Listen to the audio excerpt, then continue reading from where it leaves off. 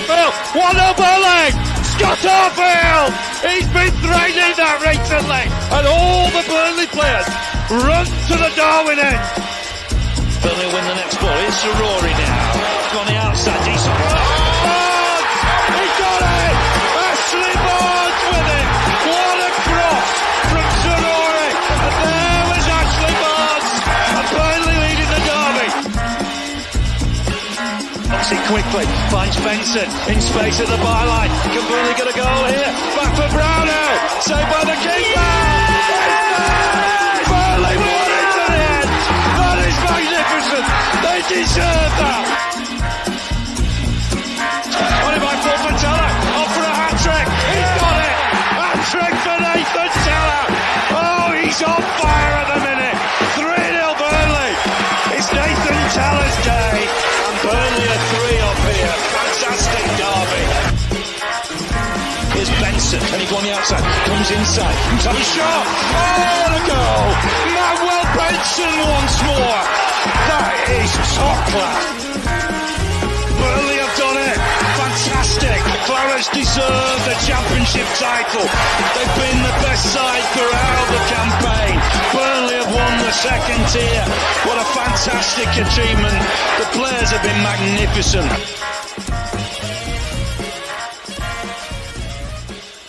Yes, hello everyone, and welcome along to the latest instalment of the TurfCast podcast. Full-time show with me, Joe Redmond, after yesterday's poor performance away at Derby County as Burnley draw 0-0 down at Pride Park. A game and a result which sees the Clarets drop off the top of the table because results elsewhere, meaning Leeds winning away at Middlesbrough. And to be fair to Leeds, that's a good result. That Middlesbrough were banging form, Leeds were bang out of form, and it could be the result that re-kickstart their season. But obviously, we'll talk about Leeds and Sheffield United results later in the show, because the good news was that Sheffield United lost. So we gained a point on them, or should I say moved a point further away from them, and finishing in the top 2 is the important thing. I am not fussed whether we win the league or not. I know I've already said it on my fan reaction, but just to reiterate, obviously I'd rather win it.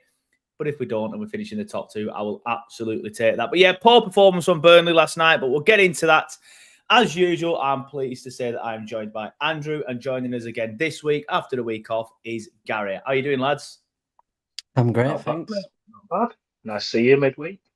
Yeah, it's different, isn't it? You know, I thought, I've been thinking to myself, shall I just start doing the midweek? But then I've been at work and I get home, 12-hour shift. Sam's supposed to be here, by the way. So that, as well, Sam's got a busy job as well. He's a teacher. So, mind you, it's Easter holidays. So, Sam, actually, where are you? But still, it's hard work to get lads together as well during the week, to be fair. But keep your comments coming in if you're watching this on YouTube. As I'm talking now, make sure you smash that like button. Yes, I've turned into one of them. I have started asking people to hit the like button, but we've got like 50 odd at the minute watching on YouTube. It normally grows as the show goes on. But if you are watching on YouTube now, whether it be on a big TV or a handheld device, make sure you just hit that like button now, as it really does help the algorithm. But yes, keep your comments coming in, and as usual, we will read them all out. Harry says, just got in early so I can say Joe's running late again. Listen, you bully me about this, and I don't get it. I don't get it. I genuinely start the stream on time every single day. And then he goes on to say, not good enough, mate. It's 20:01 and no podcast. I pressed start stream bang on 8 o'clock. So basically, if I have to keep you lot happy now, do I need to start it early? I'll tell you what, here's something I'll start doing then. Let me know if this is good enough for the likes of Harry and Ben and all that, or all the people that like to bully me about this. If I start it 3 minutes early and then do the stream coming soon tab for like 3 minutes, and then the video starts at 8 or whenever, is that acceptable? Will you lot accept that? Let me know. I need to... yeah, well, if they say no to that, then it is just downright bullying, let's be fair. Ben Grimshaw, shoddy timekeeping. Like, this is what I mean. Like, I'm genuinely just get bullied. But there are some people that aren't bullying me in the chat. Scott O'Sullivan says, evening, chaps. Evening, mate. David Logan says, good evening, lads. Evening, mate. Andrew, good to see you in the chat again. He says, good evening, all. Ben's being nice now as well. He says, evening, Clarets. Stephen Whitaker says, hi, Stephen. How you doing, mate? Doc Holiday says, evening, all. Moretti Marouche, it's been a while, mate. How you doing? Good to see you. Good to see you, mate. BFC95 says, saw you at Derby in the stand, went to come over to shake your hand and have a pic with you in the studio. Said I wasn't allowed to go over. What a ball bag. That's really nice of you, mate. Thank you for that. But you don't need a picture of me. I'm just a random fat middle-aged man who talks in his spare bedroom. But I really appreciate it. I do love it when people say hello, to be fair. More abuse from Harry. He says, assume the podcast have been delayed. It started so late. Dominic Hall says, evening, gents.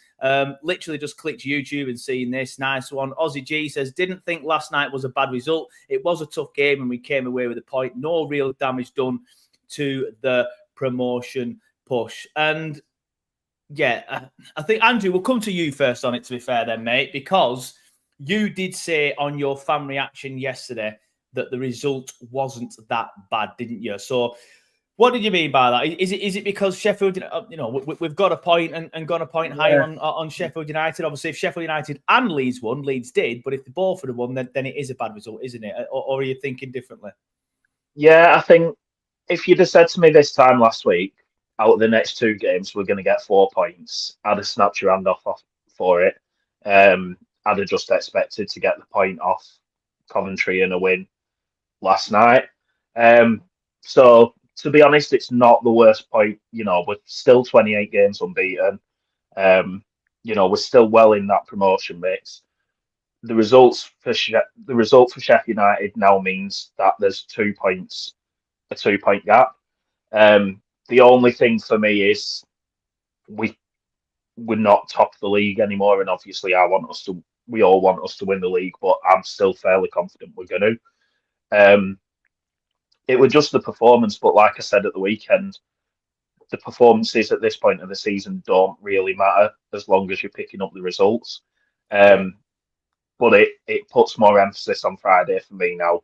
We have to put in a performance and get a result. Because anything less than 3 points for me on Friday, we're really, we're letting Sheffield United back into it.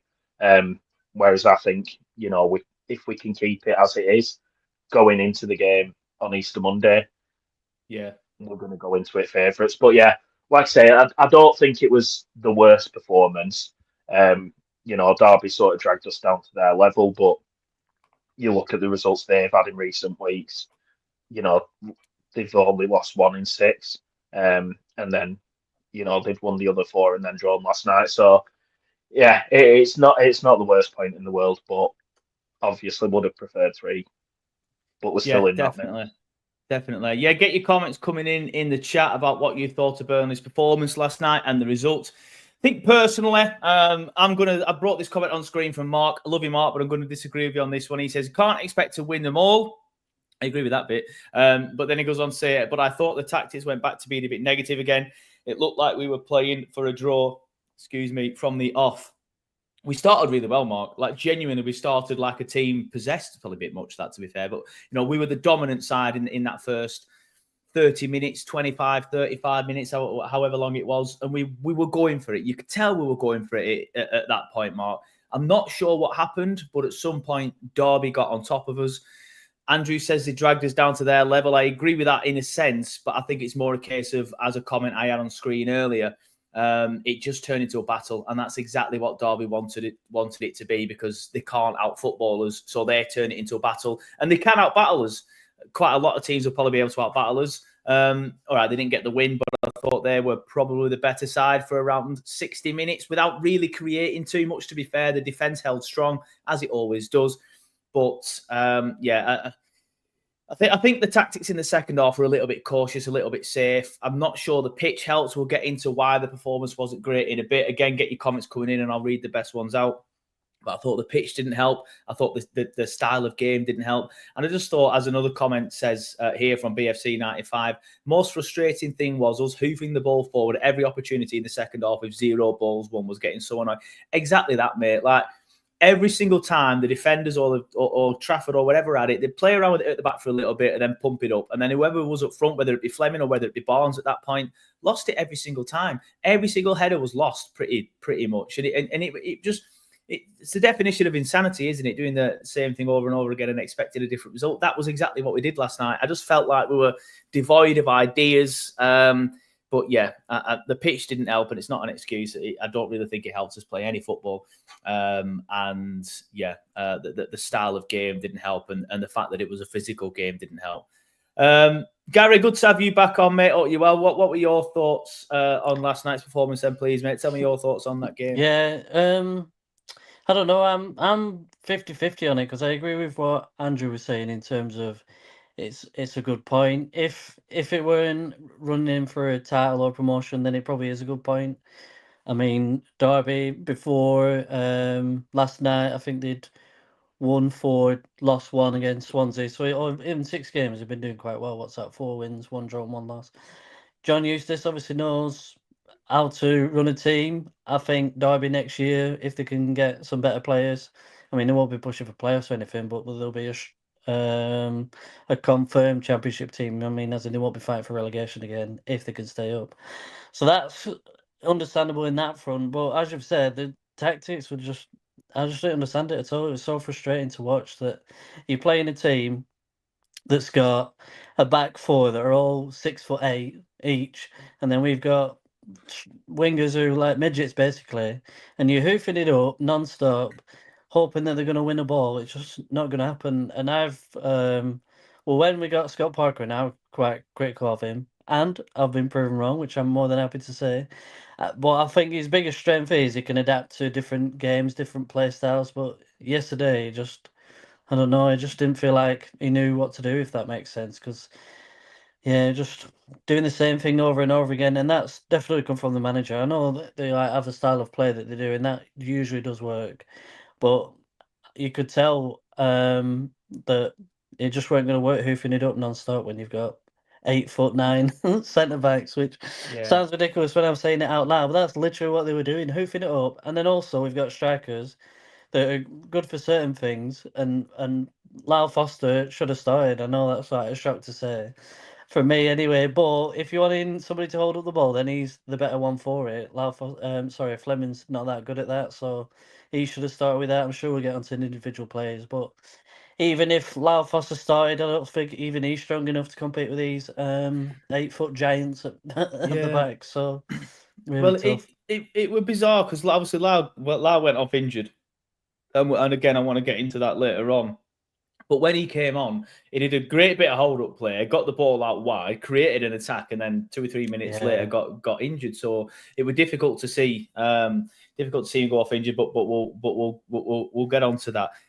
One of the other things I do want to talk about, and I want to stick with you, Gary. Obviously, we've spoken about the pitch, we've spoken about the tactics. What do you think was the main reason yesterday as to why we couldn't get going? I think another factor that we haven't discussed is sort of like fatigue. Every time Burnley play quick games in quick succession, I always feel like there's always a boring 0-0, can't really get going kind of game thrown into it. And I feel like last night was probably because of fatigue as well as the pitch and the negative tactics in the second half. So it's potentially a mixture of them all. But why do you think we were so poor last night, mate? Yeah, well, I think the pitch obviously doesn't help. Edwards really struggled. I don't know whether it was the pitch, whether he's still not fit, because you got to remember he's played 6 months of just having no football at all, and now he's pretty much starting every week, playing 80 to 90 minutes. So that's got to be taking its toll. But what I find strange is we don't do many subs for the wingers. Like Anthony pretty much plays 90 minutes every week, which sometimes is warranted, but it's a 46-game season. As fit as he is, you can't be having the same players playing every single week. So I'm surprised we've not seen Benson a little bit more, because he can do a little bit. I know Koleosho's a bit hit and miss, but maybe bring him in. So I don't know. It's just the subs are always a bit strange, and I don't think we do enough of them. To say you've got the choice of 5, freshen up your players, and it's a 7-game week, which you've already mentioned. We play Saturday, Tuesday, and then Friday. So I would imagine we'll make a little bit of rotation. Maybe Hannibal will start because he looked quite bright when he came on. He did that ridiculous like Travella ball that no other player could probably do in our squad.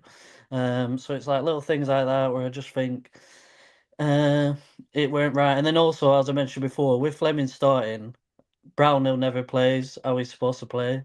He always plays as if he's an 8, which when you've got your top goal scorer, you're playing where he can play his best, which is a 10. So again, this is where I think Foster should have started, which I know again is a shot for me to say because I'm not Foster's biggest fan. But our players must be knackered. I'll put it that way because they just don't get rotated that much. So that's what I think. Harry agrees with you. He says one of Parker's biggest downfalls this season has been he's unable to use the full squad, and we've seen a lot of it this season. Players looking knackered and him refusing to change it, which again backs up what I just said. Obviously, you then went on to say that as well. Andrew, what are your thoughts? Why do you think last night we just couldn't get going and it was just a little bit poor and we just looked a little lethargic? What do you think's the main reason for it is? I think it's a mix of everything, like you said. Like some of the lads have played, pretty much like Anthony's played pretty much 90 minutes every game this season. We don't really seem to tinker too much with the starting 11, week in, week out, other than swapping Fleming for Foster, then swapping them back round. So, the lads are probably a little bit knackered, but I think one thing I will say is, like I said about Derby bringing us down to their level, we did that for years in the Premier League, where we'd make it physical, make it tough for the opposition. Quite a lot of long balls, and if we got a result against a top team, we'd be absolutely buzzing with it. So I don't think it's necessarily how poor we were. I think it's probably more credit to Derby for their game planning. They're right down the bottom of the league. They're fighting for their lives, and it's always more difficult when you go to a team like that towards this point of the season. I think it's just a mix of everything. Like I say, we definitely need to see a bit of rotation on Friday. But I just think it's, again, like I said last time, we had the 0-0 on the balance of it, a 0-0, against Derby away from home at this point in the season. It's not the worst thing in the world. Earlier in, because we've had so many 0-0s, it does sort of look worse. I think the injury to Foster as well, really, not saying it had a massive impact, but for me personally, that was the right substitution to make at that time. And for him to then go off, just a few minutes later, that's definitely had an impact towards that point for me anyway. I agree. I agree with that. But yeah, I agree with that. But I thought we'd been poor for around 40 minutes at that point in terms of game play. On screen as well, by the way, as you can see, I've got the pass maps on, which we use regularly. Interestingly, on this pass map, and by the way, the pass map isn't perfect in the average position. The average position of the player is when they're touching the ball. So I'm very surprised in a way to see Anthony and especially Edwards so far forward, because I thought Edwards was largely ineffective last night, if I'm going to be honest. And I've kept a comment from earlier from John Robertson, which I want to bring on screen and talk about, because I think Edwards is the next person that I do want to discuss. And I think, Gary, you kind of half mentioned him briefly around 5-10 minutes ago. But John's comment here, for those listening on the podcast, says, "Hi, guys, controversial view, but I'd have rested Edwards last night and played Hannibal on the left. His physicality would have matched us up against their physical midfield. Players looked leggy." I agree with it in a sense. I do agree with it. I think for me, Edwards has looked a little bit tired. I think you said that, didn't you, Gary, over the last 2 or 3 games now. As good as he is, and we know he can do really, really well, and he's the reason why we're scoring so many goals. It feels weird to say that after a 0-0. But since he's come in, since January, the reason why we've scored so many goals compared to what we had before that.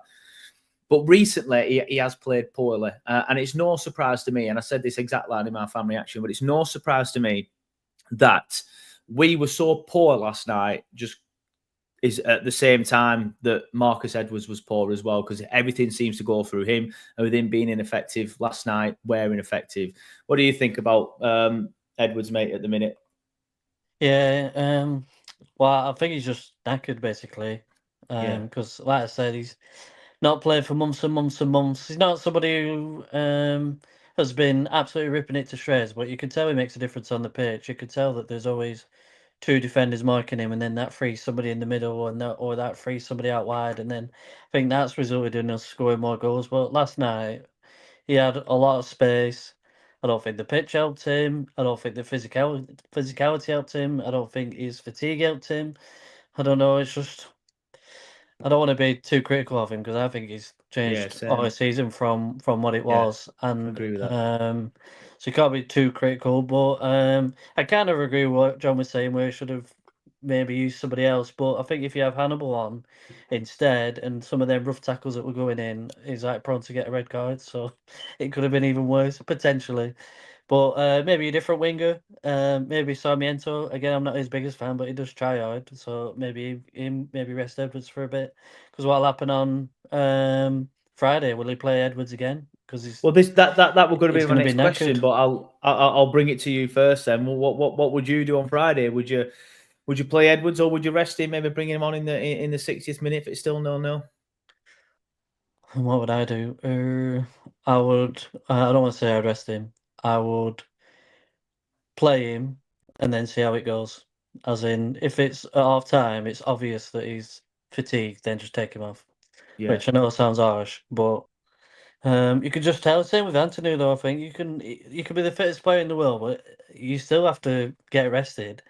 So, but who would I play instead? That is a question because Koleosho, there's Sarmiento, who I'm not very keen on. Benson's probably the best bet. Norwich are not very good defensively, so he may get an eye in or something like that. But I think there will be a rotation. It just depends who and who for. But obviously that's Scott Parker's job. That's why he gets paid the big bucks. But it's going to be hard to replace Edwards, whether he's yeah. lethargic or not, or fatigued or not. He is a big miss if he wasn't to play, for example. So really Yeah. tough. Yeah, I agree with that. Obviously, the reason why Benson didn't get on last night is because he wasn't on, and apparently he's got a bit of an injury. So fingers crossed he's okay for Friday. Because I would be looking to mix it up a little bit myself, if I'm being honest with you. Andrew, your thoughts on Edwards recently, and would you be playing him on Friday against Norwich? You know, another game straight after a game where he's looked lethargic.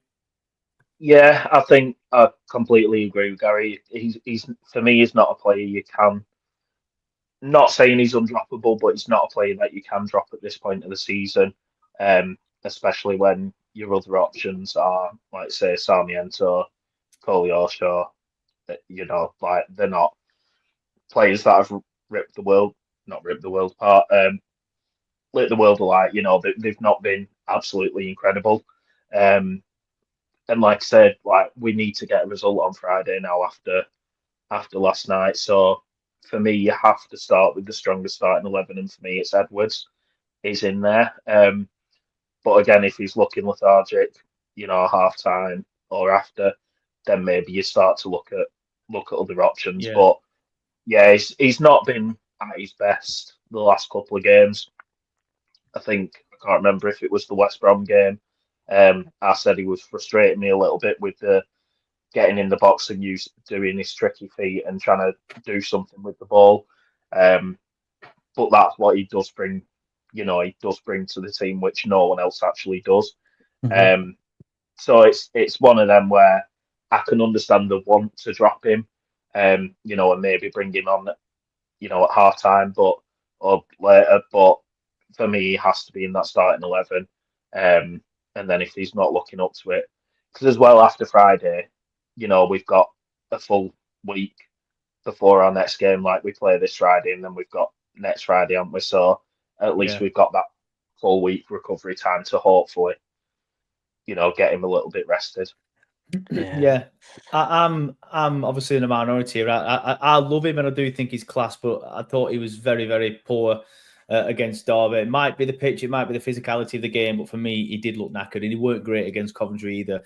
I'd be resting him on the bench on Friday against Norwich, hoping that we get 1-2-0 up and we don't need to bring him on. But if we have to bring him on for the last 20 minutes, then bring him on. Then when you come into Good Friday and Easter Monday, he's had that extra rest if needs be. So then he might be able to play the two very important games in two quick succession. I think you need to realise how obviously big the Easter Monday game is. Obviously, nobody needs telling how big it is, but for me, I'd love him to be really, really fresh for them too. And I think if we start him maybe on Friday, then he might not be.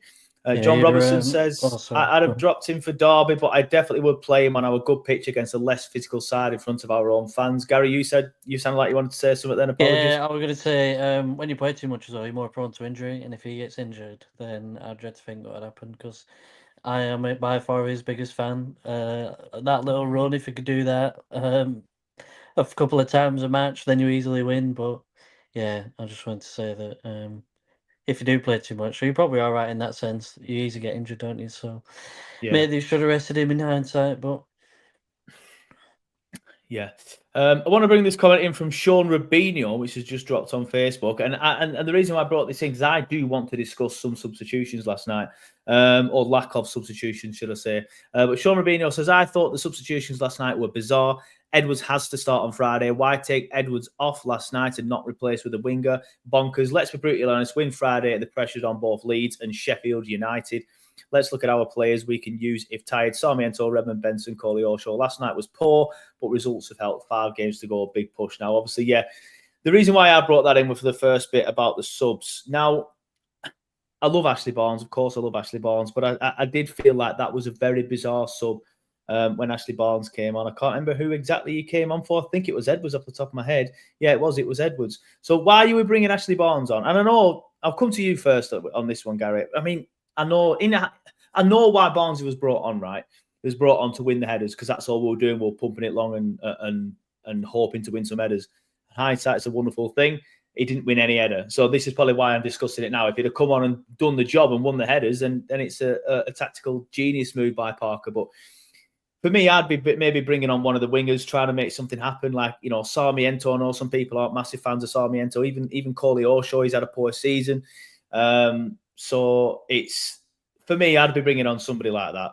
I'd be bringing on somebody like Coley Oshaw, Sarmiento to try and unlock the defence rather than trying to, get a battering ram up front, which didn't work. But like I said, hindsight's a wonderful thing. What are your thoughts on Parker's subs last night, mate? And it also, by the way, ties in to this comment from Harry earlier, where it says one of Parker's biggest downfalls this season has been unable to use the full squad.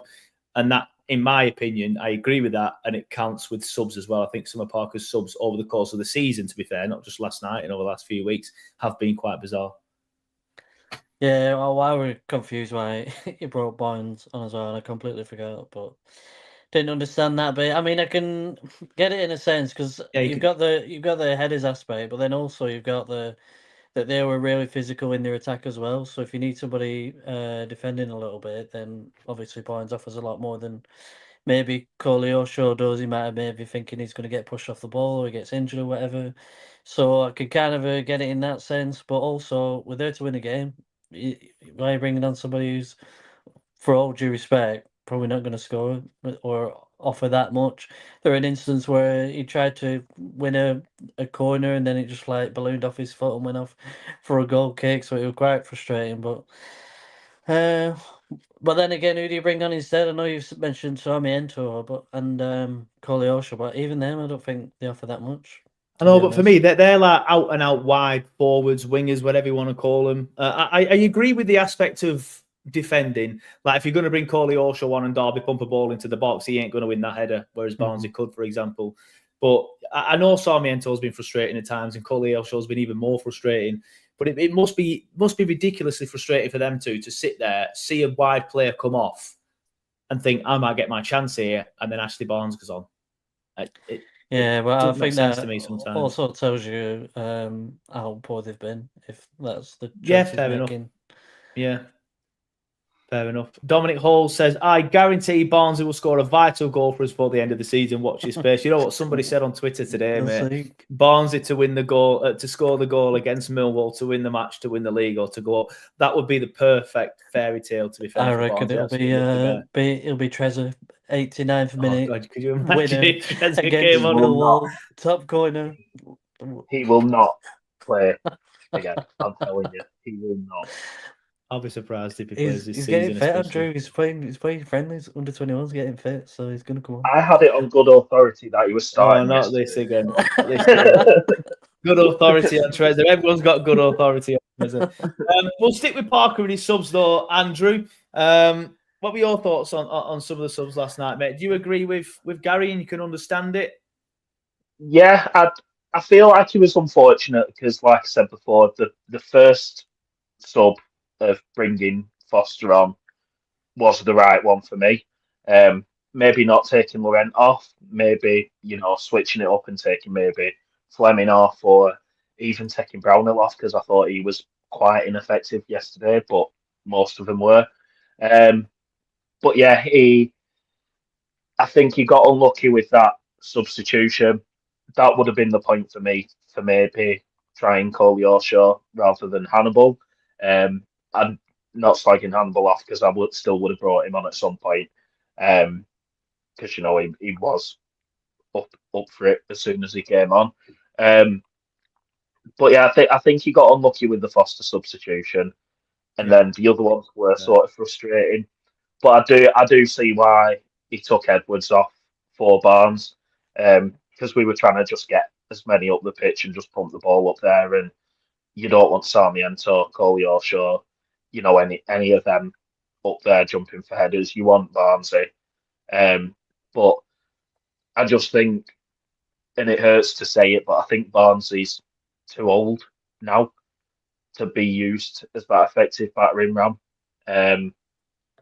He's still got a goal in him. I agree that there's still a goal in him between now and the end of the season, and it will be a crucial goal.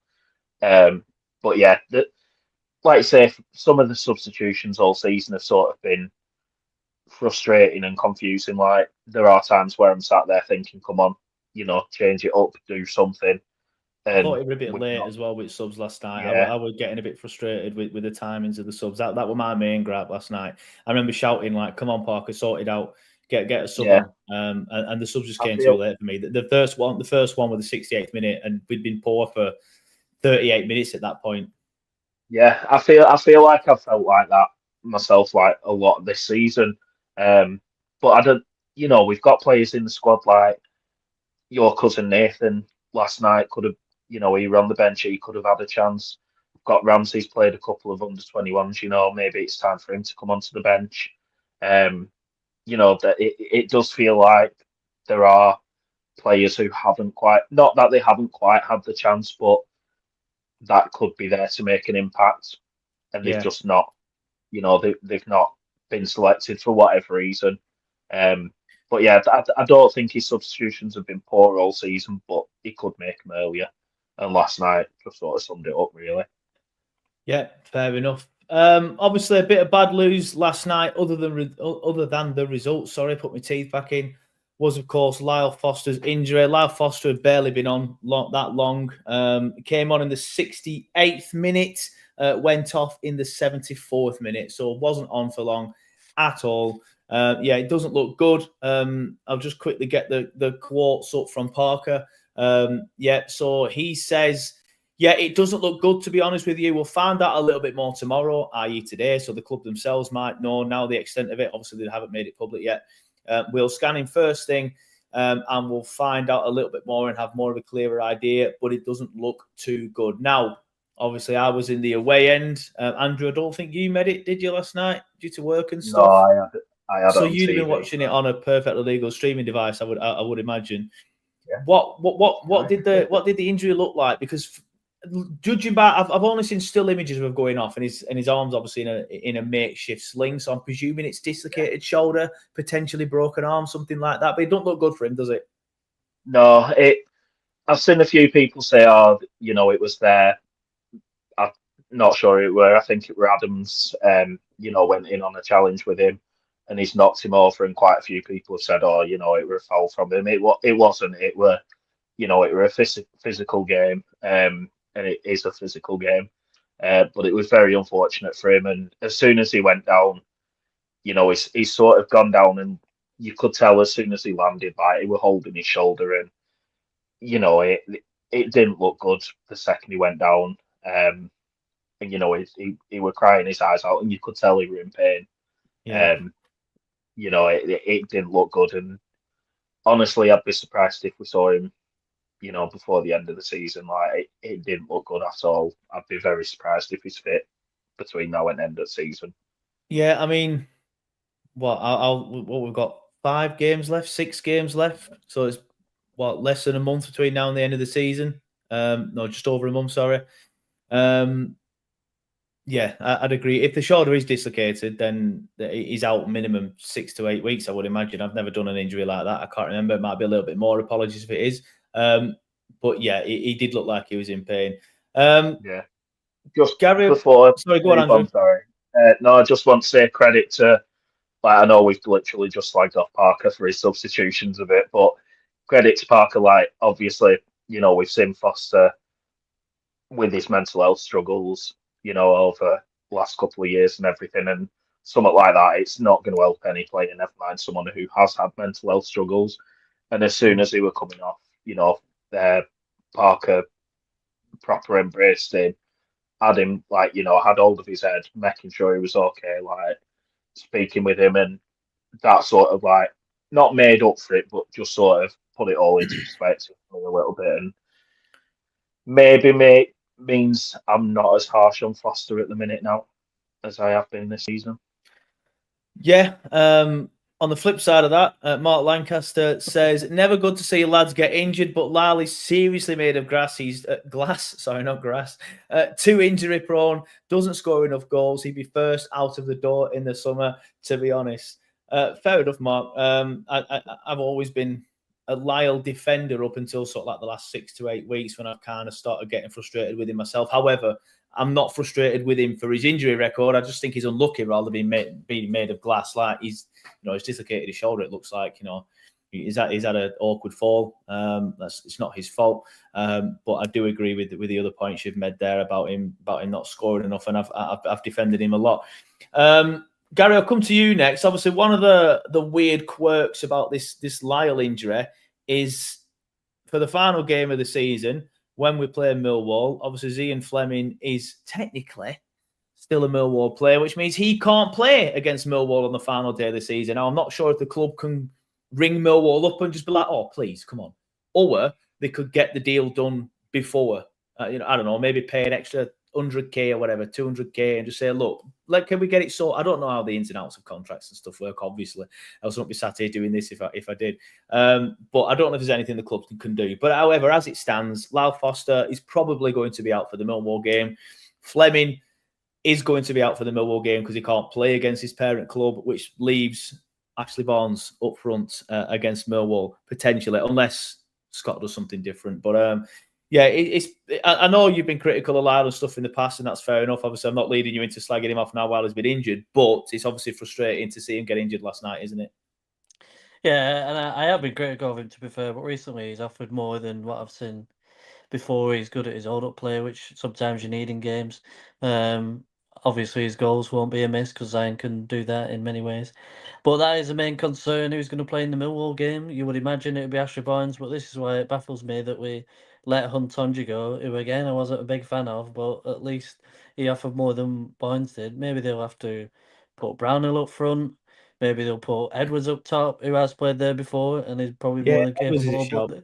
But these are like way off chances. But what I am hoping is that it's finished by then, so it won't make a difference. That's me crossing my fingers, but there is that potential, because if we win, the next 4 at least, then you would imagine probably over at that stage. So, well, fingers crossed it is in a positive way. Sean Rubinho loves the long comment. I love these long comments as well, by the way, Sean. But he says, Foster, I wish the best, but he hasn't been brilliant at all this season. I agree. Foster is out for the season. Dislocated shoulder can take up to 4 months. What about recalling a true number 9 in Mellon? We don't have any. Potentially, we could also use Redmond, but it shows how bad our transfer policy was. I stated all season we needed 2 number 9s coming in. I just hope the lack of strength in that department doesn't come back to hurt us. And again, Sean, I agree with you. I think we've mentioned Huntonji there, who again didn't look great, but didn't really get a chance. Somebody in the comments mentioned Jay Rodriguez. It was you, Lee. Obafemi, I've seen mentioned twice. I don't think he's an option, mate. I don't think there's probably no recall clause in it. I don't know, obviously, exactly. But as Lee says, as Sean says, we've been saying pretty much since, as fans, so the fans see it, so the club can see it, for 3-4 games into the season, we need a striker. we need a striker here. We're going to need an out-and-out striker. So what do we do in January? We let 2 go. And we don't bring any in. Even now we've started creating more. We still look like we just need that number 9 up front, a proper striker. But yeah, it's going to be frustrating if Foster is out for the rest of the season, because as much as I like Fleming, I do feel like recently, especially last night, he gets bullied too easily. Not necessarily all in a legal way. I've said that several times. I do feel like a lot of the stuff that happens to Fleming is, should be free kicks that the referee just let go. But sometimes in a game like last night, even though obviously he stayed on, I do feel like sometimes Fleming for Foster is the change to make.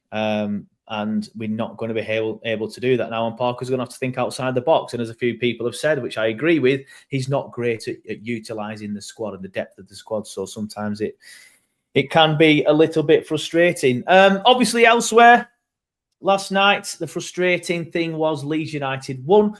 But the positive thing was that Sheffield United obviously lost. So that leaves us as currently... Just quickly get it up on your screen. That leaves us currently in second place with Sheffield United in third and Leeds United in first.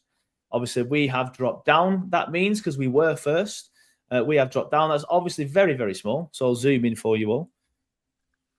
So there's your current state of play. Leeds United top of the table on 85 points. Burnley joint top. I know for some reason now people don't like that term, but when I was growing up, joint top always meant you were level on points with the person that was top, and that's exactly the case. But we're not top, obviously. We're second because Leeds have a superior goal difference. They have a better goal difference of 9. Sheffield United are now 2 points behind us on 83. All played 41 games. And then you've got Sunderland, who are sort of like the best of the rest on 76. And then anything under that is, with the greatest of respect, not really relevant to us and what we're trying to achieve. Andrew, I'll come to you first on this one because you said earlier, I was just laughing at the comment there from Graham Jennings. You said earlier you're still pretty confident that Burnley can win the league. I look at our fixtures, and I know I don't always mean a thing. You'll sit there and say to me now, well, Sheffield United have just lost to Oxford and lost to Millwall, 2 games you'd expect them to win. Leeds drew at home to Swansea and drew away to Luton, 2 games you'd expect them to win. So it doesn't always mean anything. And obviously, when we're playing away at Coventry and winning there and then drawing at Derby, again, you'd probably predict that they'd be flipped around. You're looking at that and you're still pretty confident, aren't you? You still think we can do it? Yeah. Leeds will lose one game between now and the end of the season. We have to win all our games. But for me, it's still that game against Sheffield United, which... we know is absolutely massive. Yeah. But for me, we win that game, we win the league. For me, it's that simple. But yeah, I'm not as confident as I was 24 hours ago. But I'm still confident we'll win it. But if we get a draw on Friday, that confidence will go very, very quickly.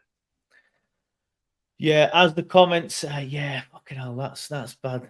And apologies for just swearing. YouTube, please do not demonetize me and this stream. Swansea 3, Plymouth 0. I think they're gone, aren't they? So I think Sheffield United go into that game now at the weekend with Plymouth. Sheffield United, by the way, for those that didn't know, are playing Plymouth at the weekend down at home park, admittedly, which is they're a lot of better side there than they are away from home. But I think they go there now and they know that they're down. I'll just quickly have a look at the bottom of the table and see what this means. Yeah, 5 points away. So potentially they could be thinking, beat Sheffield United, then we can do it. But yeah, it's not looking good in terms of Sheffield United losing this weekend. But I think Leeds have got Preston off the top of my head. Apologies if that's wrong. Gary's nodding. Gary knows. 12:30 on Saturday, I believe. So. Is it? Right, sweet. I'll watch that on my perfectly legal streaming device. Ginger Alley says, we need to aim for 95, 96 points for automatic. I agree with that, mate. And I've been doing some working out. And I say I've been doing some working out. So has Lee as well. Thank you for that, Lee. 3 wins and 2 draws sees us up. And I agree with that. And Lee, I know you said this earlier to me, but I completely agree with what you said. If we win 3 games, obviously, ideally starting on Friday, win that game against Norwich, that puts us on 88 points, quick maths. And then it's 2 more wins out of that, and then 2 draws. Even if we draw one of them games against Sheffield United, which obviously is important to keep them underneath us, Sheffield United would have to win every game between now and the end of the season, barring the draw with Burnley. I think I'm rubbish at shit like this, working it all out.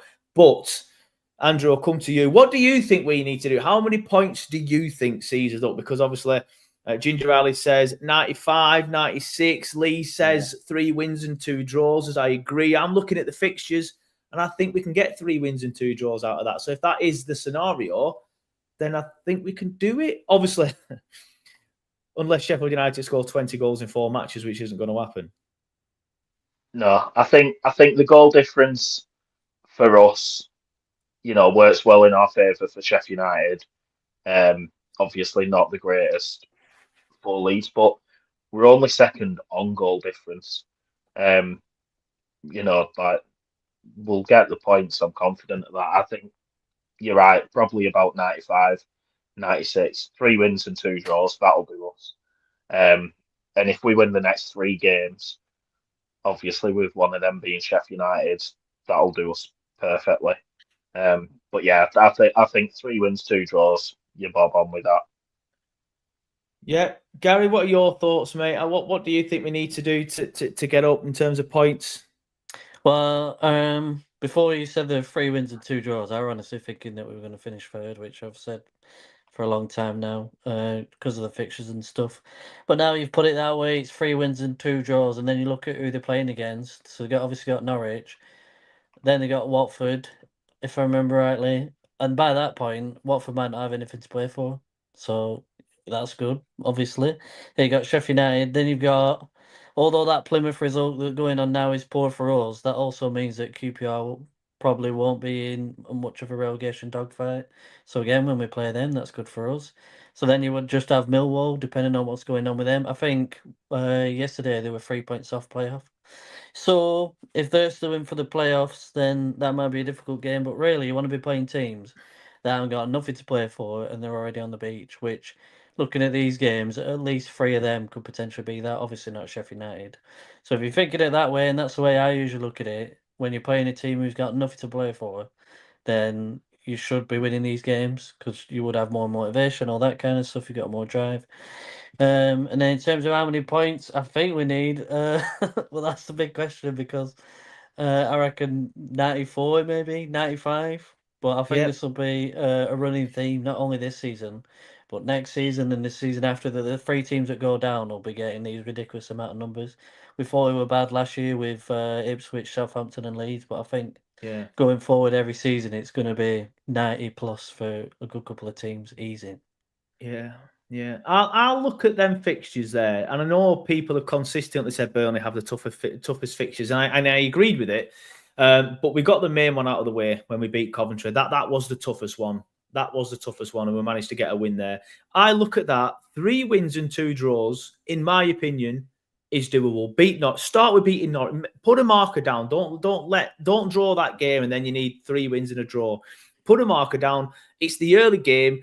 As Graham says, no, it wasn't Graham, it was Phil. As Phil says, beat Norwich puts us 5 clear before Sheffield United and Leeds, by the way, play again, and pressure beats pressure. That's what we need to do. That's what we did a few weeks back when us and Sheffield United both played on Tuesday night and Leeds played on Wednesday.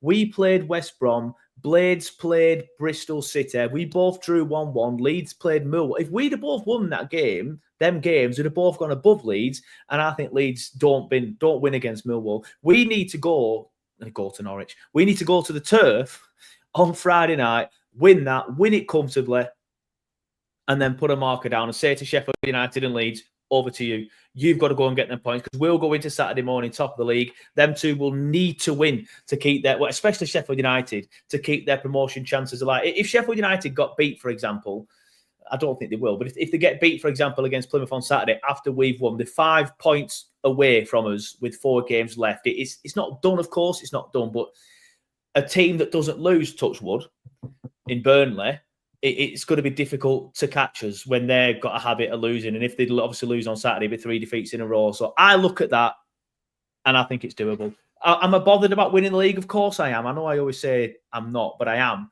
But let's just go up. If it's 3 wins and 2 draws out of that, then I'm comfortable. And I think we do it. I genuinely do think we do it. So I've looked at that and I feel a bit better. But fingers crossed. Obviously, we get the Title's win. still there, Joe. Title's still there. Let's just honestly, I completely agree. I don't think Leeds are showing that. I don't know if they were lucky last night against Middlesbrough. I haven't seen anything, so I'm not going to sit here and say they were. But from what I believe, Leeds kind of like did a professional job on them. They weren't the typical Leeds that we know, like free-flowing attacking football, putting Middlesbrough and other teams to bed. Apparently, I believe Middlesbrough played very, very well. I'm not sure if Leeds deserved to win or not. I'm not going to sit here and say they didn't, but I think there's maybe another defeat in there somewhere for Leeds. But again, I'm not. If Leeds win the league and we finish second, I will be buzzing because we finished second. I will not care. Like there was a Leeds fan earlier in the chat who just literally put Leeds. Like great input by the way, mate. But like I genuinely do not care if they win the league. They had second. Leeds had 2 outrageously disallowed goals. Yeah, to be fair, I have seen them actually. Now you mentioned that, yeah. So yeah, they could have easily put them to bed. To be fair, but then also Middlesbrough. What's it called? I forgot. It's like Boy's goal or something like that. One of their wingers. He had 2 very easy chances that he didn't take. So, but I get what people are saying. No, when if we win on Friday, when we win on Friday, let's put it out there. When we win on Friday, that puts pressure on them. And then if you look when the pressure's been on, who's been struggling the most, Leeds and Sheffield United, who's been piling through getting the job done, then it's us. So yeah. Now you've said it's we're at 3 wins and 2 draws, and that's more than achievable for a team that's not been unbeaten in 28 games. Then can they get it to 33? That is a question. Yeah, to be fair, Shezza, I did completely forget about that. Shezza's obviously a Leeds fan. Says we had 2 legit goals disallowed, but I don't care about the league either. I think us and Burnley go up. You know what, mate? If we could do a gentleman's handshake right now and that happens, I would take it. Got nothing against Sheffield United, by the way, because last time I did something with Jimmy from Blades Ramble, he accused me of hating Sheffield United, which is quite obviously a load of bollocks. Just wanted to force a narrative down people's throats. Right, anyway. We sometimes end up doing about an hour 15, an hour and a half. With it being midweek, I'm going to try and wrap it up around the hour mark. And there's one thing that we haven't done yet, and that is the man of the match shouts from Derby County 0, Burnley 0. So please get your man of the match shouts in the comments. I will put them all on screen. I will read them all out, and we will do sort of like a vote now in this chat. Obviously, I will start by asking, who am I going to go to first? Andrew. Your man of the match, please, mate. You lot for going down for it. But no, the defence played well. Steve played well, so I'm going to go for Steve. They put a lot of pressure on our defence, and we were solid as we have been all season. Trafford makes a decent save. Steve, solid as always. Egan Riley, solid as always. So. Yeah, I'm going with Steve, but I'm putting Egan Riley in there as well, and then you guys for going down. Yep, fair enough. Ross says, can only be the fans, the class following for a Tuesday. Derby fans didn't think so, mate. All they did was give us shit for a few empty seats in the corner, which was ridiculous. You know what? I've never known they want to slag fans off, unless they're Coventry fans. But I do feel like some of the songs that Derby were singing last night were a little bit strange. They were singing songs about being massive and then singing songs about a crowd because there were 27,000 on. Like, if you have to sing songs about being massive, I hate to break it to you, but you're not massive. Like, I feel like some of these Midlands clubs are desperate to be seen as a big club, and Derby were doing that last night. But anyway, I digress. Gary, I'll come to you, mate. Who was your man of the match, please? Well, I'm glad you went to Andrew first because I honestly didn't have a clue to pick because they're all quite poor, to be honest. I would have to say, now you said it, it sounds like a copy, but I would say Steve too. I can't give it Egan Riley because I just thought him hoofing that ball up every time just annoyed me. So I'm not giving it to him, even though he is a quality player, don't get me wrong. So I'm going to give it to Steve.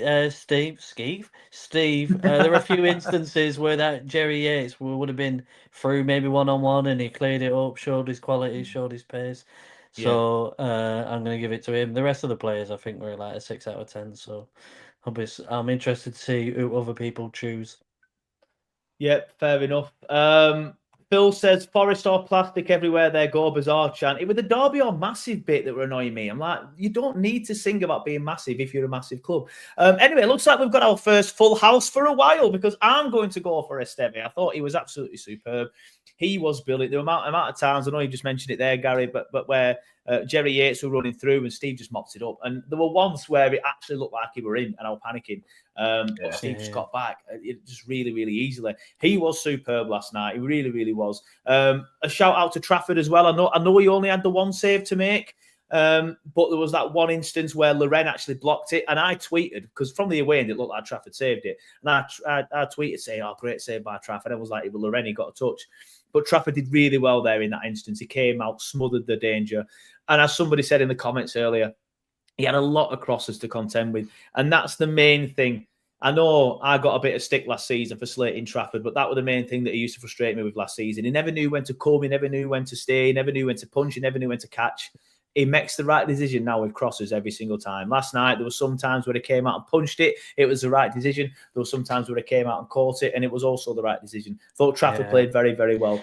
On my perfectly legal dodge stick as well, the commentator said, like, when he caught one of the balls, they were saying, and that's how he's improved as a player, which basically summed it up. That I agree with last season, he would have fumbled, he would have got pushed by a stronger player, but he's come leaps and bounds in that regard. So he's probably one of the most improved players, other than maybe him and Egan Riley.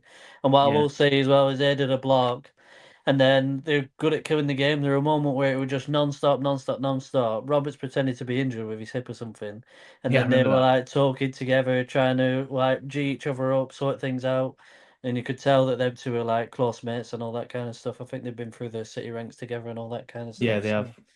So it's good to see. Yeah, completely agree. But yeah, my man of the match is Steve. So we have a full house on the TurfCast panel. George A. Rodriguez says Trafford. Dominic Hall says Steve. Phil Wilcox says only Steve for me. Sean Rubinho says Cullen without a doubt. I thought Cullen last night wasn't as good as he usually was. He's been class recently, Cullen, but I felt like last night there are a few poor touches in there. The pitch wouldn't have helped. And when it's a physical game like that, I do feel like Cullen sometimes isn't as good as he usually is, but he's been fantastic recently. Can only be the fans. I've already read that one out by Ross as well. Apologies. John Robertson said Trafford had naught to do with them, made incredible match-saving stops. Stephen Cullen, super. Ginger Alley says Steve, completely agree. Simon Woodhouse says Trafford had loads of crosses to contend with. That's obviously the comment I was on about. Either two of the centre-backs says Scott. Cullen says Doc. Steve says Lee. Graham Jennings says, tough one. Steve, honourable mention for Foster in his cameo. That 6-minute cameo and he gets an honourable mention. Love it, to be fair. Ginger Valley says, like and subscribe. Yes, I am now one of them shameless people that asks you to like the stream. If you're watching now on a handheld device, please like it. It really, really does help the algorithm. Obviously, people can then find it when I've wrapped up and they can watch it back on demand, like we always say. So if you're watching now on like I said, on a handheld device, just scroll down, quickly press like. It helps us loads if you haven't already. And on the TV, just press, I think you have to press up and then go across. But if you could just like it, please, it really, really does help. Joint CJ and Steve says Marcia. John Robertson says, I hope Alan Pace didn't enjoy their painful drummer. Yeah, that's 2 weeks in a row where we've had to deal with that drum, isn't it? Obviously, Coventry had a drum, and obviously Derby had one last night. Stephen Berry says, Edwards solely for his Messi-esque run and shot. It was Messi-esque until he shot, mate. The shot wasn't very Messi-esque. It went high and wide. Steve was a class centre-half, says Dom. Ginger Valley says, Esteve reminds me of Van Dijk. Ross says, what the F was that chant when they said we will go straight back down? There was something else about something that Blackburn fans say, which I won't repeat on the stream. Kick long when he needed to. I think that's obviously about CJ from Phil, to be fair. But I think we did that too much, to be fair, Phil. I think that is the point that Gary was making. Right, we'll wrap it up there then, lads, unless there's anything else that you want to mention or want to talk about very quickly before we do. Not that I can think of. Yeah, bring on Friday. What do you reckon the score will be? I'm thinking 2-0. Yeah, 2-0. 2-0. I'll get my predictions in and ask for the predictions on the pre-game show. But yeah, I think we win the game. There's a Norwich fan at work who's like, mate, we're rubbish. We're already on the beach. Thing with Norwich is they have a couple of dangerous players in Signs and Sargent. They do worry me a little bit, but I do feel like we'll have enough for him. If we had either Sargent or Isidore, this season would be completely different. I think. Yeah, them two are just ridiculous. Yeah, completely agree. Joey Shilling says, "Ahoy the boys!" Well, ahoy and goodbye. I don't know what goodbye is in Pirate. We're going now, mate. But don't forget. One Side Press end stream. You can watch it back at your leisure. So those of you that have joined late, like Joey or Gingerelli as well, don't worry. When I press end stream, it stays on YouTube, it stays on Facebook, wherever you've been watching this for you to watch back on demand. And pretty much as soon as I'm done now, I will be uploading the podcast because I am knackered and I want to get to bed. So the podcast will be out within the next half an hour and it will be there ready for your morning commute as well. But thanks everybody for watching. Thanks everybody for listening. I'll try and do a pre-game show to be out towards the end of tomorrow night. But we'll see. I have been talking to a Norwich fan who is keen to come on the show tomorrow. So fingers crossed we get it done. But thanks everybody for watching. Thanks everybody for listening. And I'll see you on the pre-game show. Goodbye.